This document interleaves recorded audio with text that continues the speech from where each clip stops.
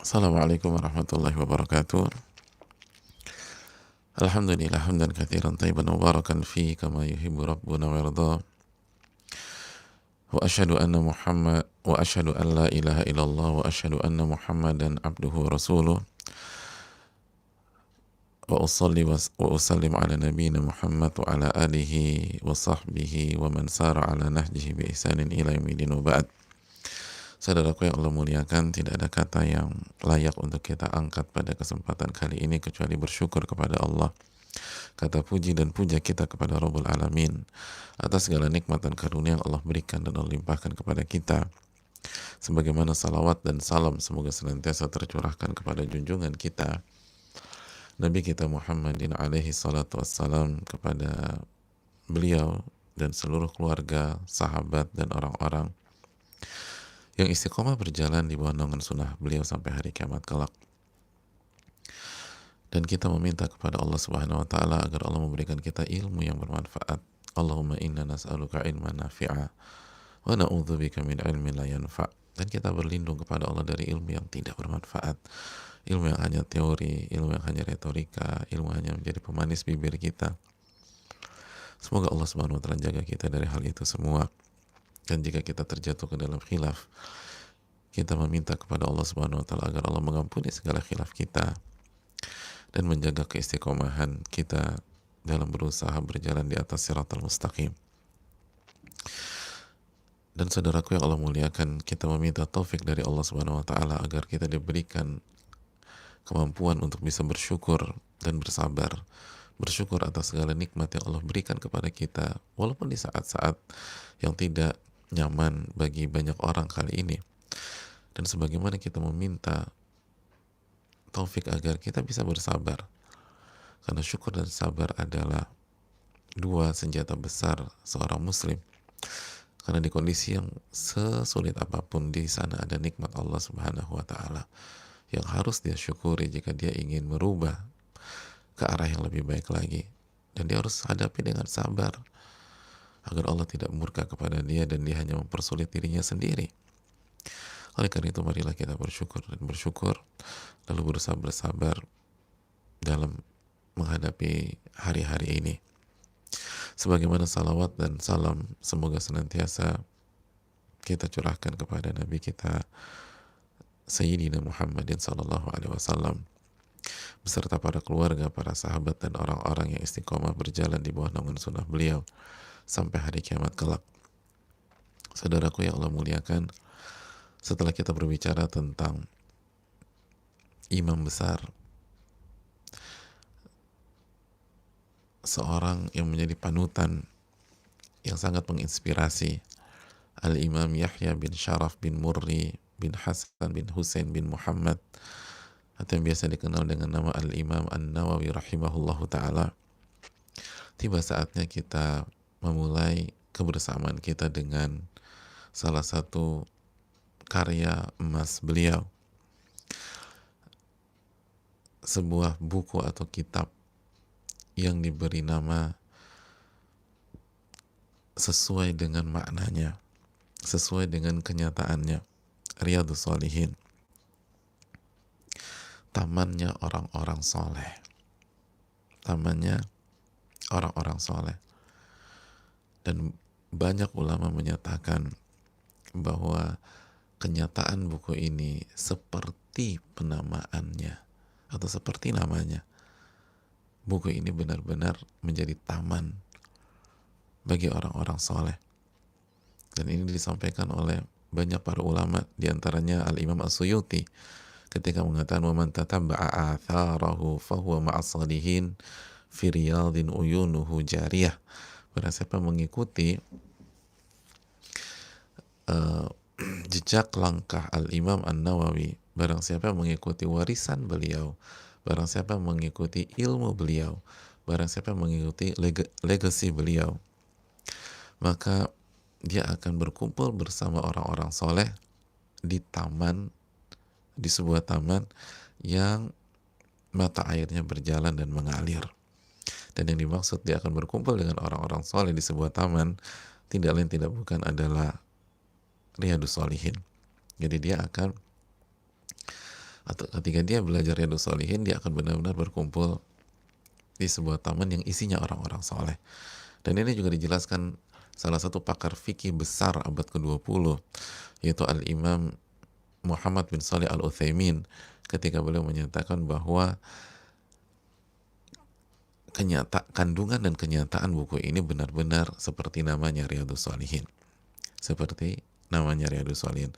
Makanya nggak heran ulama sekaliber Imam Az-Zahabi rahimahullah, ulama besar mazhab Syafi'iyah, itu mengatakan untuk kita yang ingin istiqomah, yang ingin jadi orang baik, yang ingin belajar, yang ingin menuntut ilmu, dia harus mempelajari beberapa kitab. Yang pertama yang pertama tentu saja Al-Quranul Karim. Yang pertama tentu saja Al-Quranul Karim. Jadi kata beliau, fa'alaika ya akhi bitadabburi kitabillah. Engkau harus mentadaburi kitabullah, Al-Quranul Karim. Lalu setelah Al-Quranul Karim, di antara yang beliau rekomendasi Wariyadin Nawawi, dan mempelajari Riyadhus Shalihinnya karya Al-Imam An-Nawawi. Jadi Al-Quran, baru beliau sebutkan 4 buku atau 5 buku, diantaranya adalah Riyadhus Shalihin. Makanya Al-Imam As-Sakhawi, ulama yang hidup di abad ke-10 Hijriyah, beliau mengatakan Riyadhus Shalihin kitabun jalil la yustagna'an. Riyadhus Shalihin adalah buku jalil, buku yang mulia, yang tinggi nilainya, value-nya sangat tinggi, jalil, la yustagna'an. Ini buku dibutuhkan oleh setiap muslim. Buku ini dibutuhkan oleh setiap muslim. Masya Allah. Buku ini dibutuhkan oleh setiap muslim. Makanya setelah Al-Quranul Karim, di antara buku yang hendaknya ada di rumah kita adalah Riyadhus Shalihin. Karena bermanfaat untuk kita semua. Saudaraku yang Allah muliakan, dan buku itu berada di tengah-tengah kita, dan semoga Allah Subhanahu wa taala memberikan taufik kepada kita untuk mempelajari setetes ilmu dari Al-Imam An-Nawawi yang tertuang di dalam kitab ini, dan itu semua adalah ilmu Allah Subhanahu wa taala. Itu semua adalah ilmu Allah Subhanahu wa taala yang sangat luas, dan kita hanya dapat sedikit aja. Wa ma utitu minal ilmi illa qalila, dan kalian tidak diberikan ilmu kecuali sedikit. Dan saudaraku yang Allah muliakan, sebagaimana biasa para ulama ketika menulis buku, maka mereka akan mulai dengan muqaddimah, mulai dengan kata pengantar, mulai dari kata pengantar. Dan beliau memberikan kata pengantar yang sangat penting buat kita. Dan para ulama menekankan pentingnya kita membaca kata pengantar atau muqaddimah. Dan penyakit banyak kita kalau beli buku dan membaca buku itu lupa membaca kata pengantar, langsung masuk ke poin pertama. Itu pun kalau dibaca. Seringkali kita beli buku nggak dibaca juga gitu. Ada orang punya buku dari tahun lalu, pas ngelihat masih diplastikin, Masya Allah gitu loh. Jadi jangankan dibaca, dibuka aja belum, diplastikin. Ada orang saya tahu beli buku, itu pas pulang ke rumah, ternyata buku yang sama dia udah punya di rumahnya, dan dia beli beberapa bulan yang lalu. Saking nggak pernah dibaca, dia lupa, dia udah punya tuh buku. Akhirnya dia beli lagi saat ini. Dan sekali lagi, apabila kita termasuk orang-orang seperti itu, hendaknya kita meminta kepada Allah Subhanahu wa taala untuk merubah kebiasaan tersebut dan membuat kita lebih rajin lagi dan lebih belajar lagi di kemudian harinya. Nah, kata pengantar itu sangat penting. Kata pengantar itu sangat penting. Maka marilah kita sejenak bersama kata pengantar Al-Imam An-Nawawi. Saudaraku yang Allah muliakan, beliau memulai kitab beliau dan kata pengantar beliau dengan 4 hal sebelum beliau menjelaskan kata pengantar. Jadi memulai buku sekaligus kata pengantar beliau dengan 4 hal. Lalu setelah 4 hal ini, beliau menjelaskan gambaran global dari Riyadhus Shalihin. Gambaran global dari Riyadhus Shalihin. Sekali lagi beliau memulai dengan 4 hal, lalu beliau masuk ke kata pengantar dan menjelaskan gambaran global dari kitab Riyadhus Shalihin. Apa 4 hal tersebut? Yang pertama, basmalah. Beliau memulai kitab Riyadhus Shalihin dan muqaddimah ini dengan Bismillahirrahmanirrahim. Lalu setelah Bismillahirrahmanirrahim, beliau memulai dengan hamdalah yang cukup panjang. Beliau puji Allah Subhanahu wa taala. Alhamdulillahil wahidil qahhar, al-azizil ghaffar, mukawwiril laili 'alan nahar, dan seterusnya. Yang intinya adalah memuji Allah Subhanahu wa taala. Memuji Allah Subhanahu wa taala. Setelah itu yang ketiga, beliau bersyahadatain, mengucapkan 2 kalimat syahadat. Wa asyhadu an la ilaha illallahul barrul karim ar-raufur rahim wa asyhadu anna Muhammadan abduhu wa rasuluh. Jadi beliau bersyahadat. Lalu yang kelima, yang keempat, beliau bersalawat dan mengucapkan salam kepada Rasulullah sallallahu alaihi wasallam. Beliau bersalawat dan mengucapkan salam kepada Rasulullah SAW. Salawatullahi wa salamuhu alaih wa ala sairin nabiyyin wa ali kullin wa sairi salihin. Beliau bersalawat dan mengucapkan salam kepada Nabi SAW dan seluruh para nabi dan rasul dan keluarga mereka semua dan seluruh orang-orang soleh. Jadi itu yang menjadi awal dari kitab ini. Bagi yang sudah punya bukunya atau memiliki bukunya, bisa dilihat. Saya nggak baca dari awal sampai akhir, tapi saya menjelaskan ada 4 hal yang diucapkan dan disampaikan Al-Imam Nawawi kepada kita.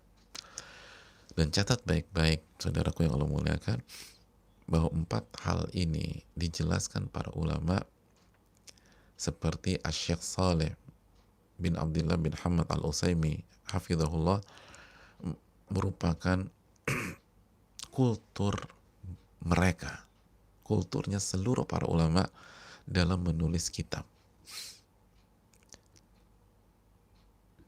Kultur mereka pada saat mereka menulis kitab memulai dengan 4 hal ini. Memulai dengan 4 hal. Mereka mengucapkan basmalah, mereka bertahmid dan berhamdalah, memuji Allah Subhanahu wa taala. Lalu yang ketiga, syahadatain. Yang keempat, bersalawat dan mengucapkan salam kepada Nabi kita Sallallahu Alaihi Wasallam. Ini kulturnya para ulama. Sekali lagi, para ulama kita ketika menulis kitab itu memulai kitab mereka, memulai buku mereka, memulai karya mereka dengan 4 hal. Basmalah, mengucapkan bismillah. Lalu yang kedua, hamdalah, memuji Allah Subhanahu wa taala, alhamdulillahil wahidil qahar, dan seterusnya kalau Imam Nawawi. Dan yang ketiga, syahadatain, asyhadu an la ilaha illallah, lalu asyhadu anna Muhammad Rasulullah. Yang berikutnya bersalawat dan salam kepada Nabi kita sallallahu alaihi wasallam. Ini sekali lagi kulturnya para ulama, budayanya para ulama, kebiasaannya para ulama, derap langkahnya para ulama yang sangat baik untuk kita tiru, saudaraku. Yang sangat baik untuk kita tiru. Dan Syekh Shalih Al-Utsaimin mengatakan ijma seluruh ulama begini, ini sepakat dianjurkan memulai dengan 4 hal ini. Dan ini bukan hal biasa. para ulama kalau udah sepakat nggak mungkin iseng-iseng, nggak mungkin ngasal, nggak mungkin kebetulan sama nih kayak gua nih, nggak mungkin. Itu pasti karena ilmu mereka yang sangat dalam, karena mereka mengerti tentang pentingnya hal ini. Dan sekaligus ini menunjukkan 4 hal ini pentingnya minta ampun dalam kehidupan kita, pentingnya luar biasa. Sampai semua ulama sepakat kalau nulis buku mulailah dengan 4 hal ini berarti pentingnya luar biasa. Dan kata Syekh Shalih Utsaimin hafizahullah, dari 4 hal ini yang paling mereka tekankan basmalah. Basmalah. Jadi dari 4 hal ini yang paling mereka tekankan pada saat mereka memulai sebuah kitab adalah mengucapkan basmalah, bismillahirrahmanirrahim. Itu dijelaskan oleh Syekh Shalih Utsaimin di dalam syarah Ta'zimul Ilm, kitab beliau. Oleh karena itu hendaknya kita renungkan 4 hal ini adalah hal yang sangat penting dalam kehidupan kita. Secara singkat saudaraku, kenapa 4 hal ini begitu luar biasa? Karena yang pertama basmalah. Basmalah adalah simbol ketergantungan hamba kepada Allah.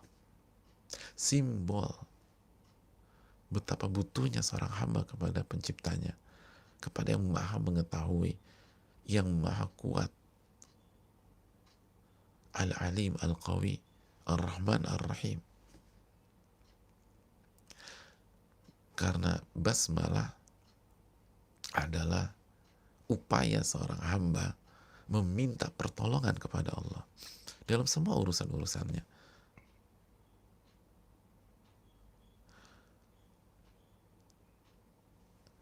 Ketika kita mengucapkan bismillah, maka artinya kita meminta pertolongan kepada Allah Subhanahu wa taala. Karena ulama menjelaskan makna ba kasrah ketika kita mengucapkan bismillah atau bismillahirrahmanirrahim. Itu artinya meminta pertolongan kepada Allah. Agar Allah tolong kita dan Allah berkahi kita.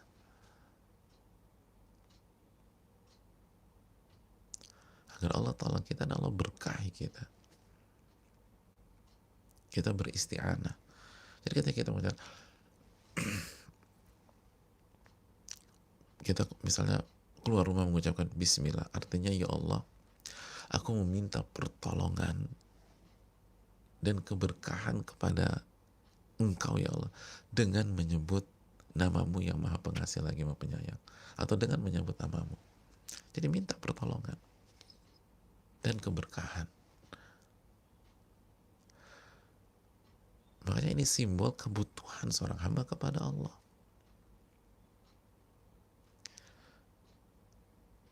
Dengan kita mengucapkan bismillah artinya kita tuh kita lemah, kita bodoh, kita nggak kuat, kita ringkih, dan apa yang kita kerjakan akan berantakan kalau nggak ditolong sama Allah dan nggak diberkahi sama Allah Subhanahu Wa Taala. Karena sekali lagi ketika kita meminta atau kita mengucapkan bismillahirrahmanirrahim, kita meminta pertolongan dan keberkahan kepada Allah. Makanya Nabi SAW bersabda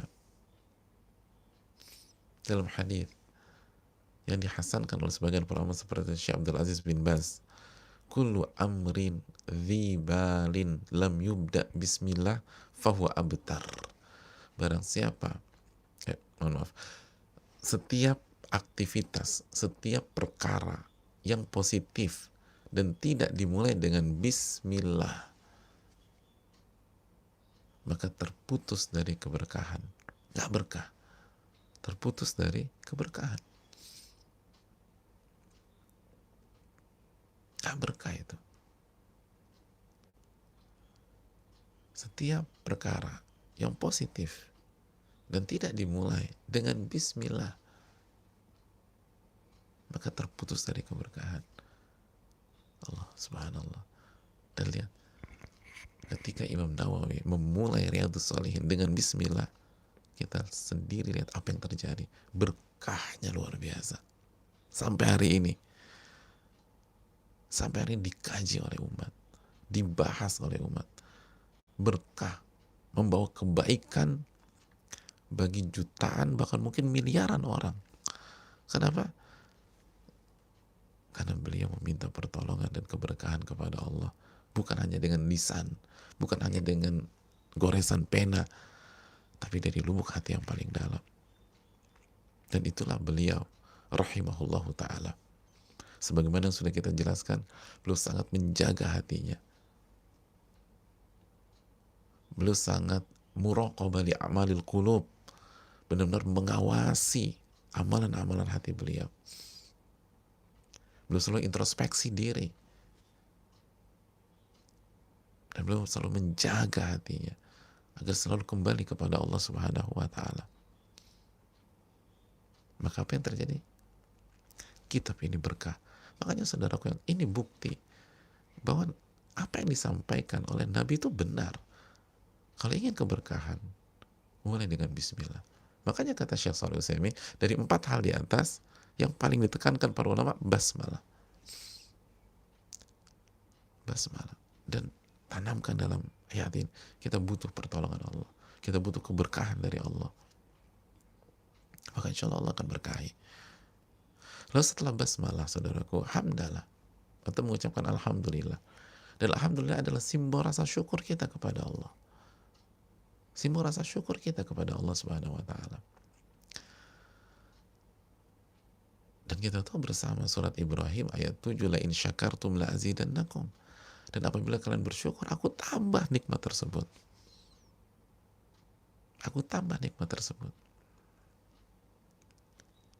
Allah akan tambah nikmatnya.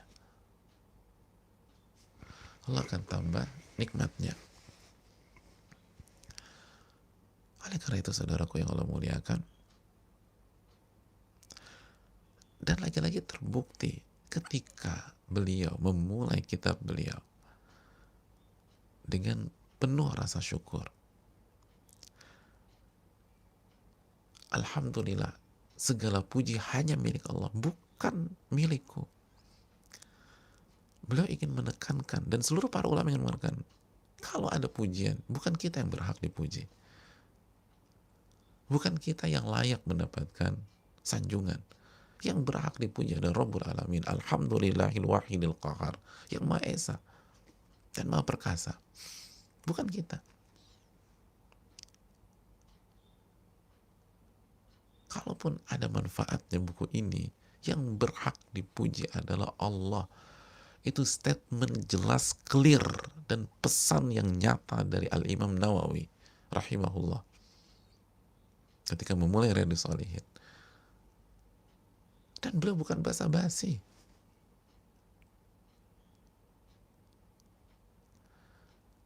Beda dengan kita. Ya kita nggak ngeliat orang. Seringkali kita mengucapkan alhamdulillah basa-basi. Tetap pengen dipuji. Tetap pengen disanjung. Tetap pengen diangkat. Tetap pengen dihargai. Kecuali kalau memang tujuannya edukasi, misalnya orang tua ke anak. Ketika anaknya dikasih, orang tuanya bilang apa? Kalau dikasih, terima kasih bunda, terima kasih umi, terima kasih ayah. Ya pokoknya kamu harus ingat ya, la yashkurullah man la yashkurun nas. Tidak bersyukur kepada Allah orang yang tidak bersyukur kepada manusia. Itu dalam segi edukasi. Tapi secara umum nggak ada yang berhak dipuji kecuali Rabbul Alamin. Dan sekali lagi beliau nggak basa-basi. Ini buktinya kenapa buku ini diberkahi oleh Allah Subhanahu wa ta'ala. Karena ketika beliau membuat pesan nyata di awal, alhamdulillahil wahidil qahar al-azizul ghaffar mukawwirul laili 'alan nahar, dan seterusnya, itu benar-benar beliau perjuangkan dalam kehidupan beliau. Buktinya kita sudah sebutkan, beliau nggak suka dikasih gelar muhyiddin. La aj'alu fi hilin man laqabani muhyiddin. Aku nggak halalkan orang yang memberikan aku gelar muhyiddin. Beliau nggak suka. Bukankah itu gelar dan pujian yang sangat tinggi, muhyiddin? penghidup agama. Itu pujian yang sangat luar biasa. Beliau nggak suka. Kenapa? Alhamdulillahil wahidil qahar. Yang berarti pujiannya Allah, bukan saya. Kenapa kita banyak banget mengucap Alhamdulillah? Setiap habis sholat kita mengucap Alhamdulillah, Alhamdulillah, Alhamdulillah.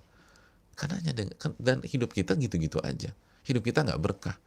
Hidup kita banyak masalah yang tidak ada jalan keluarnya. Dan nggak ditolong sama Allah. Nikmat kita nggak ditambah. Kenapa demikian? Karena Alhamdulillah hanya dengan lisan. Bukan dihayati. Bahkan lisan aja kadang-kadang kita berantakan. Saking buru-burunya, hamlah, hamlah, hamlah, hamlah, hamlah, hamlah, hamlah, hamlah, hamlah. Mas, apa tuh? Alhamdulillah. Kok cepet banget? Hamlah, hamlah, hamlah, hamlah. Apa hamlah, hamlah, hamlah? Jadi jangankan masuk ke hati, ngomongnya aja disingkat. Hamlah, hamlah, hamlah, hamlah. Karena ingin cepet-cepet kerja lagi, habis sholat. Ingin cepet-cepet berinteraksi dengan gadget lagi. Bahkan habis sholat, alhamdulillahnya pakai gadget. Hamlah, hamlah, hamlah, hamlah, hamlah, hamlah, hamlah, hamlah, hamlah, hamlah, hamlah, hamlah. Gimana mau berkah? Gimana mau ditolong sama Allah? Kita cuek sama Allah Subhanahu wa taala. Betul mengucapkan, kita sholat di hari-hari ini. Kita ucapkan Alhamdulillah hari-hari ini. Tapi habis Alhamdulillah 33 kali pada sholat, ngedumel terhadap kondisi yang ada hari ini. Kenapa sih kok susah banget? Kenapa saya di PHK loh? Tadi Anda muji Allah. Sekarang Anda protes takdir yang Allah berikan kepada Anda. Gimana mau berkah? Berbeda dengan Al-Imam Nawawi. Lalu yang ketiga, syahadatain. Asyhadu an la ilaha illallah al-barul karim. Dan kita tahu saudaraku yang Allah muliakan, syahadatain adalah pintu gerbang masuk ke dalam Islam. Ini adalah kalimat tauhid. Asyhadu an la ilaha illallah. Aku bersaksi tidak ada sesembahan yang berhak untuk diibadahi kecuali Allah Subhanahu wa taala. Dan Muhammad adalah hamba dan Rasulullah sallallahu alaihi wasallam. Beliau sekali lagi menekankan bahwa beliau hanyalah seorang hamba. Beliau hanyalah seorang hamba yang beribadah kepadanya. Dan tidak ada yang boleh diibadai kecuali Allah Subhanahu wa taala. Tidak ada yang boleh diibadai kecuali Allah. Gak boleh kita palingkan ibadah kepada selain Allah. Hanya Allah yang berhak diibadahi. Dan kita hanyalah seorang hamba yang beribadah. Lalu kita bersaksi bahwa Nabi kita SAW adalah hamba dan Rasul. Hamba dan Rasul. Beliau adalah hamba yang beribadah, dan di waktu yang sama beliau adalah utusan Allah Subhanahu wa taala. Beliau menjelaskan kepada kita bahwa kita sebagai umat tidak boleh melupakan jasa Nabi kita SAW. Sebagaimana di waktu yang sama kita tidak boleh berlebih-lebihan terhadap beliau. Sehingga mensejajarkan beliau dengan Allah Subhanahu wa taala. Harus beradab, harus memuliakan Nabi kita sebagai manusia yang paling berjasa kepada kita. Tapi di waktu yang sama, Nabi kita tetaplah seorang hamba. Sama seperti kita yang beribadah kepada Allah Subhanahu wa ta'ala.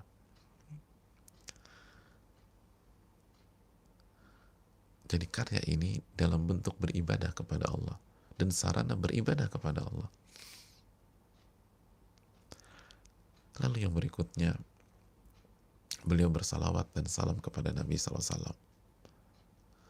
Dan salawat ini penting. Nabi SAW mengatakan, man shalla alaihi salatan sallallahu alaihi biha asyara. Barang siapa yang bersalawat kepadaku 1 kali aja, niscaya Allah akan bersalawat kepada dirinya 10 kali. Jadi ini adab. Dan kita akan banyak bertemu dengan Nabi SAW secara hadis dan sunnah dalam buku ini. Maka setiap nama Rasulullah SAW menyapa telinga kita, bersalawatlah kepada Nabi SAW. Kalau enggak, kita akan divonis orang pelit, Orang pelit. Kata Nabi kita SAW, al-bakhil man idza dzukira rasmi walam yusalli alayya. Orang yang pelit itu, kalau namaku disebut, dia nggak bersalawat kepada diriku. Dia nggak bersalawat kepada diriku. Oleh karena itu, saudaraku yang Allah muliakan, bersalawatlah. Kalau salawat aja kita nggak mau, ya apalagi kita menjalankan sunnah beliau yang lain, apalagi memperjuangkan sunnah beliau Sallallahu Alaihi Wasallam. Dan jangan sampai kita jadi orang-orang yang pelit. Nah, setelah 4 hal itu disampaikan oleh Al-Imam An-Nawawi rahimahullah, baru beliau menjelaskan gambaran global dari kitab Riyadhus Shalihin.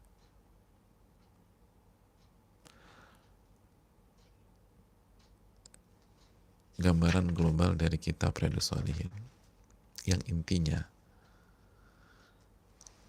bahwa Riyadhus Shalihin lahir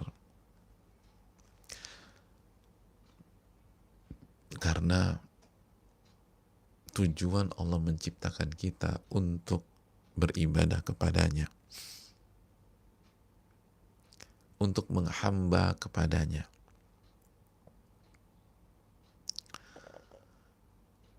Maka ini wajib diyakini oleh setiap kita. Makanya beliau memulai mukadimahnya dengan surat Az-Zariyat ayat 56. Wa ma khalaqtul jinna wal insa illa liya'budun. Tidaklah aku ciptakan jin dan manusia kecuali untuk beribadah kepada diriku. Kecuali untuk beribadah kepada diriku.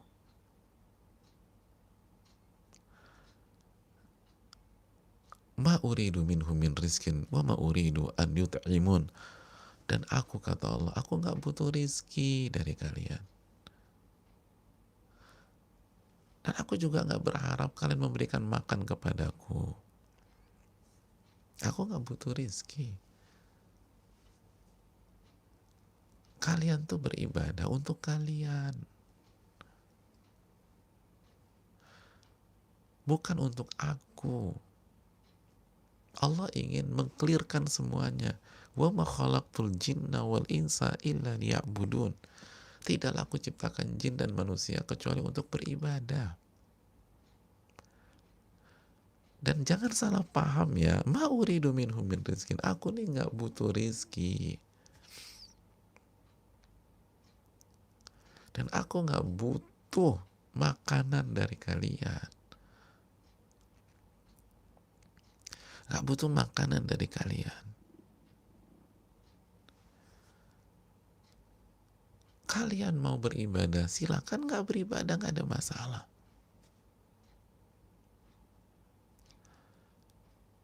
Berbeda dengan banyak pihak, berbeda dengan makhluk. Ketika meminta kita untuk loyal kepada dia, ketika meminta kita untuk kerja sama dia, seringkali karena simbiosis mutualisme. Pegawainya butuh sama dia, dia juga butuh sama pegawainya, kan begitu. Kenapa ada ART di rumah, banyak di rumah kita? Karena kita butuh dibantu.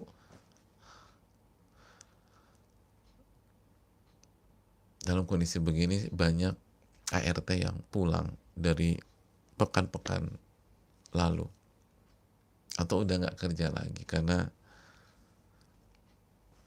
tidak nginep di rumah, datang cuma waktu siang, dan sekarang adanya jarak fisik dan jarak sosial dan harus di rumah, akhirnya banyak ibu-ibu teriak, aduh Ustadz, aduh capeknya minta ampun, harus berjuang sendiri di dapur. Jadi selama ini ketika kita minta dia untuk kerja sama kita, loyal sama kita, itu karena kita butuh jasanya dia juga. Driver, kenapa? Pokoknya mas, kalau kamu kerja di tempatku, kamu harus hanya kerja di tempatku, jangan kerja di tempat lain. Jelas mas? Iya pak. Kenapa sih mas pakai driver? Ya karena aku butuh. Aku tuh kalau udah kerja capek banget, pengennya begitu masuk mobil udah tidur nih. atau aku harus kerja dalam mobil, maka gue tuh butuh driver. Jadi simbiosis mutualisme, saling butuh. Allah jelaskan, aku nggak butuh loh, nggak butuh. Ini kayak di hari-hari ini. Kalian mau kembali kepada Allah silahkan. Nggak kembali juga nggak apa-apa kok. Wong ini untuk kebutuhan kalian. Kalau kalian kembali kepadaku, kalau kita kembali kepada Allah, kita akan tenang, kita akan bahagia, kita yang akan nyaman. Dan sebaliknya kalau kita nggak kembali kepada Allah, kita akan sengsara. Kok bisa? Iya, karena Allah kan mengatakan, Man amila salihan min dzakarin aw untha wa huwa mu'min falanuhyiyannahu hayatan thayyibah. Barang siapa yang beramal soleh dalam kondisi beriman, baik laki-laki maupun wanita, dia beramal soleh, dia beriman, dia kembali kepada Allah, mau laki-laki mau perempuan, dia akan mendapatkan kehidupan yang penuh dengan bahagia. Surat An-Nahl ayat 97. Jadi Anda akan bahagia kalau hari-hari ini di saat sedang sulit, susah, kita kembalikan ke Allah. Kita sujud kepada Allah. Kita akan tenang. Ala bidzikrillahi tatmainnul qulub. Ketahuilah dengan mengingat Allah hati jadi tenang. Hati jadi tenang. Adapun Allah nggak diuntungkan sama kita. Kita yang akan tenang. Dan kalau kita wafat, kita yang dapat nikmat kubur. Dan kita akan dapat kesuksesan di hari kiamat kelak. Ini tentang kita. Makanya kata Imam Nawawi, fahaqqun alaihim al-i'tina'u bima khuliqulah wal i'radu an hududid dunya bizahadah. Maka sebuah keharusan dan kewajiban bagi setiap kita, bagi setiap manusia, untuk benar-benar memperhatikan dan fokus terhadap tugas dan tujuan penciptaannya. Kenapa dia diciptakan? Dan jangan sampai dia miss di situ, maka dia harus berpaling dari semua hal yang bisa memecahkan konsentrasinya dari urusan-urusan dunia. Jadi harus berpaling dari segala yang memecahkan konsentrasinya dari urusan-urusan dunia. Cara berpalingnya bagaimana? Dengan zuhud terhadap dunia, kata beliau. Jadi semua ini, buku ini lahir, beliau tulis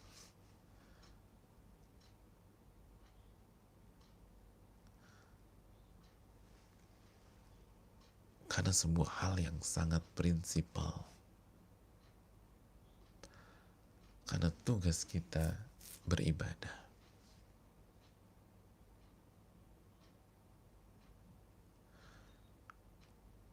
Tugas kita beribadah. Jadi lihat beda ya. Banyak orang tuh nulis, kenapa Anda terus? Biar terkenal. Mas, kenapa nulis buku? Aku udah pelajari animo masyarakat terhadap buku ini lagi bagus. Biar banyak uang. Mas, kenapa tulis buku? Lumayan, nambah pemasukan. Imam Nawawi enggak. Kenapa nulis buku? Karena tugas kita beribadah.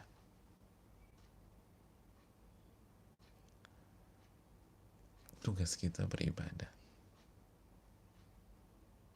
Dan buku ini ditulis agar manusia bisa beribadah kepada Allah. Dan nanti kita akan sebutkan ucapan beliau. Makanya gak heran, hasilnya beda. Hasilnya beda. Beliau gak ada kepentingan. Dan kembali ke inti kehidupan. Ini buku lahir karena kita harus beribadah kepada Allah. Ini tujuan penciptaan kita. Tujuan penciptaan kita untuk beribadah. Untuk beribadah, saudaraku. Makanya yang bisa bertahan di hari-hari ini adalah orang yang benar-benar meresapi hari ini. Apa tujuannya? Orang yang benar-benar tahu bahwa tujuannya adalah untuk beribadah kepada Allah. Dia diciptakan untuk beribadah. Maka dia nggak akan kecewa di hari-hari ini. Dia nggak akan down di hari-hari ini. Kenapa? Masih ingat teori kecewa? Kecewa itu ketika keinginan dan tujuan kita tidak terwujud. Tujuan dan keinginan kita tidak terwujud. Maka kita akan kecewa. Kita akan kecewa. Kita ke rumah masakan Padang. Tujuan kita makan favorit jamaah apa? Misalnya semua pada suka rendang.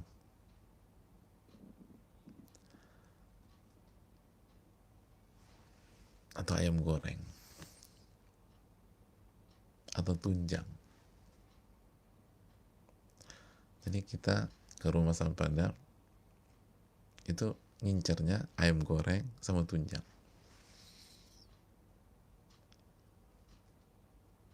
Masuklah rumah masakan Padang. Udah tujuannya ayam goreng sama tunjang. Begitu masuk, disapa dengan santun dan mohon maaf Bapak dan Ibu, rendang kami baru saja habis. Rendang kami baru saja habis. Ya biasa Bapak dan Ibu, rendang itu yang paling favorit di sini. Kira-kira begitu kita masuk ke rumah masakan Padang dan disampaikan informasi rendang itu habis, kita sedih apa enggak? Kita kecewa apa enggak? Enggak kan? Bahkan kita tatap-tatapan mungkin sama keluarga kita. Kenapa nih orang? Kata waitersnya, oh nggak sedih ya? Saya mau tanya, ayam goreng ada? Ayam goreng banyak. Tunjang? Oh banyak. Kita tuh nggak nyari rendang di sini. Kita mau cari ayam goreng sama tunjang. Mau rendang habis kek? Mau rendang hilang dari peredaran hari ini kek? Mau rendang bertumpuk kek? Saya pengen ayam goreng sama tunjang. Selesai perkara. Oh, saya pikir sedih. Enggak. Kenapa kita nggak sedih? Padahal padahal rendang habis. Padahal rendang adalah atau rendang tuh restoran itu rendang paling enak sedunia misalnya udah. Tapi kenapa kita nggak sedih ketika kita kehilangan rendang hari itu? Kehilangan kesempatan makan rendang terenak di dunia. Jawabannya karena bukan rendang yang menjadi tujuan kita pergi ke restoran Padang itu. Tujuan kita ayam goreng dan tunjang.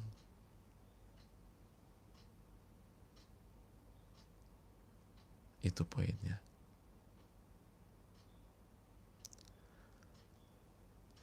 Maka kita nggak akan galau. Tapi begitu ayam goreng dan tunjang nggak ada, maka kita akan kecewa.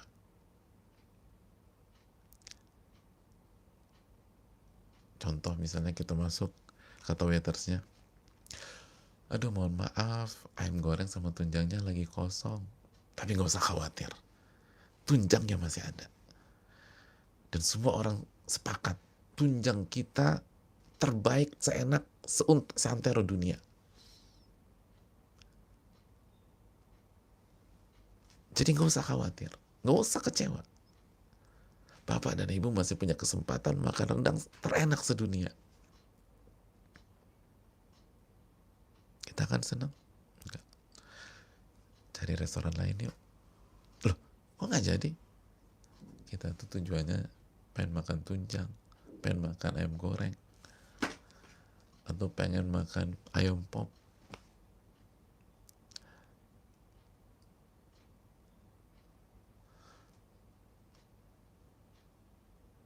seterusnya. Dan sini nggak ada. Kita kecewa nih, saudaraku yang Allah muliakan. Maka siap-siap kecewa kalau kita nggak tahu tujuan kita diciptakan oleh Allah, dan siap-siap kecewa saat tujuan itu tidak kita wujudkan.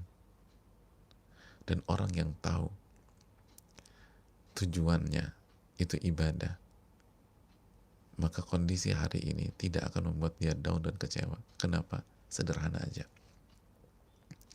Dia tahu, wa ma khalaqtul jinna wal insa illa liya'budun. Tidaklah aku ciptakan jin dan manusia kecuali untuk beribadah, kecuali untuk mentauhidkan Allah, kecuali untuk menghamba kepada Allah.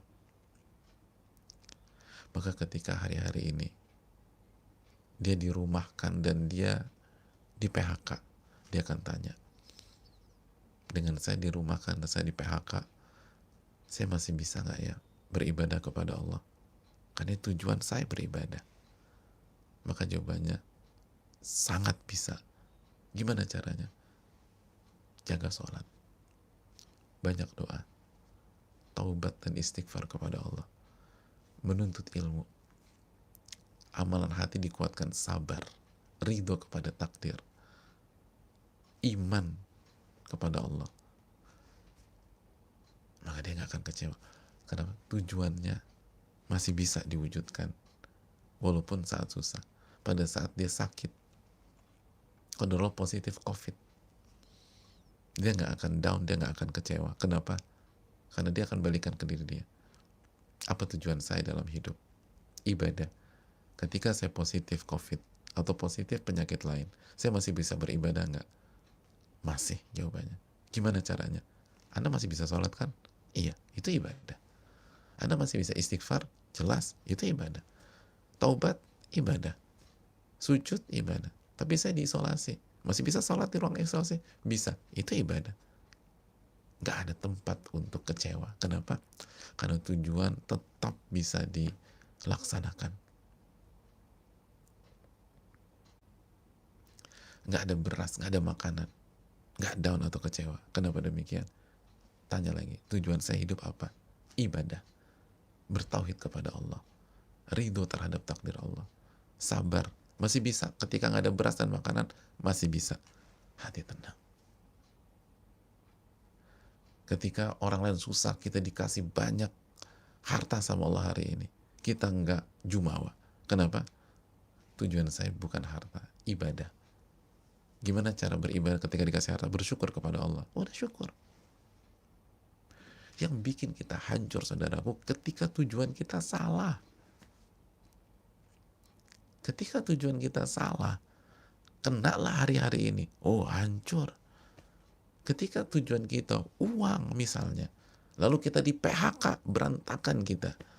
Ketika tujuan hidup kita dalam hati kita adalah sehat, harus sehat, lalu kita dikasih sakit, hancur kita akan kecewa. Seperti kita yang ngincar rendang, tapi rendangnya nggak ada. Kita ngincar uang dalam hidup, tiba-tiba uang nggak ada. Oh, itu goncang. Makanya biar kita tenang, Allah kasih tujuan kita bukan duniawi. Tujuan kita adalah ibadah, karena ibadah bisa diterapkan dalam kondisi apapun. Maka dia akan tenang, dia akan bahagia, dan dia akan yakin sama Allah.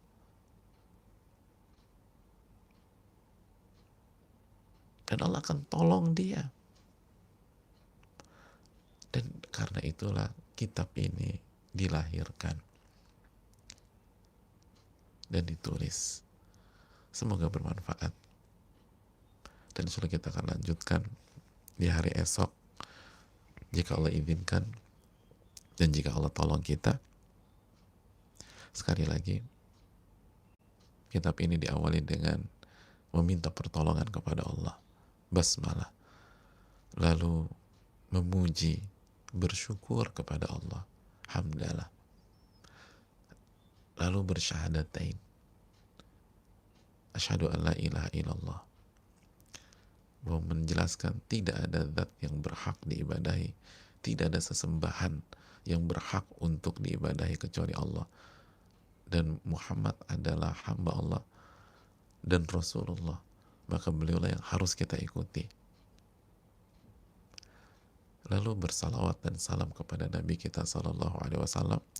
Lalu beliau mengingatkan bahwa awal dari ini semua, lahirnya Riyadhus Shalihin, itu karena tujuan hidup kita hanyalah beribadah kepada Allah Subhanahu wa taala.